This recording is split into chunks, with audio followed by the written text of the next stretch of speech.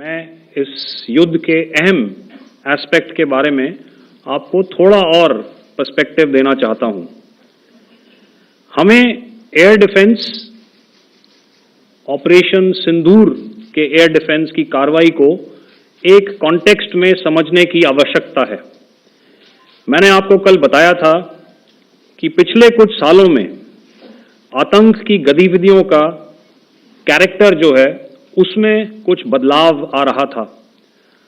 अब हमारी मिलिट्री के साथ साथ मासूम सिविलियंस जो कि अपना बचाव करने में विफल थे, उन पर भी हमले हो रहे थे। 2024 में जम्मू सेक्टर में शिवखोरी मंदिर को जाते हुए यात्री और इस साल अप्रैल में पहलगाम में मासूम पर्यटक इस खतरनाक ट्रेंड के विशेष उदाहरण हैं। पहलगाम तक पाप का ये घड़ा भर चुका था।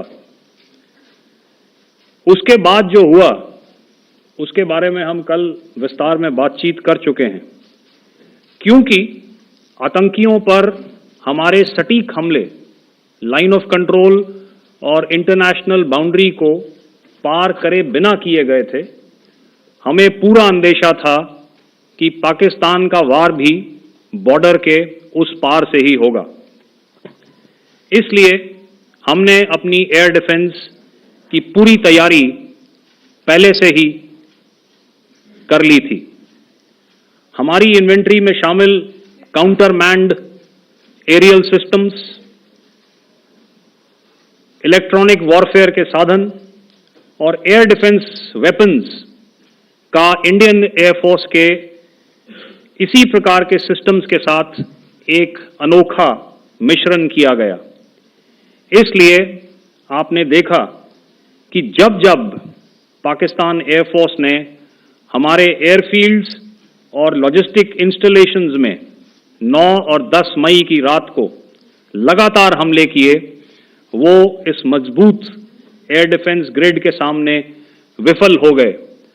आपके सामने इस ग्रिड को एक तरीके से दर्शाया गया है।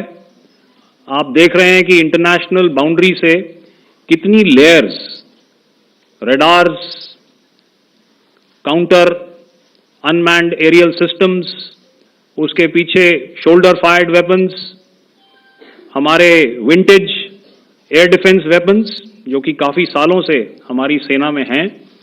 एयर मार्शल भारती ने भी उसके बारे में बात करी। और लास्ट में हमारे modern air defence weapon systems. तो कोई मौका नहीं था कि पाकिस्तान एयरफोर्स ये मल्टी टियर डिफेंस को पार करके पीछे हमारी एयरफील्ड्स या लॉजिस्टिक इंस्टॉलेशंस को टारगेट कर पाए।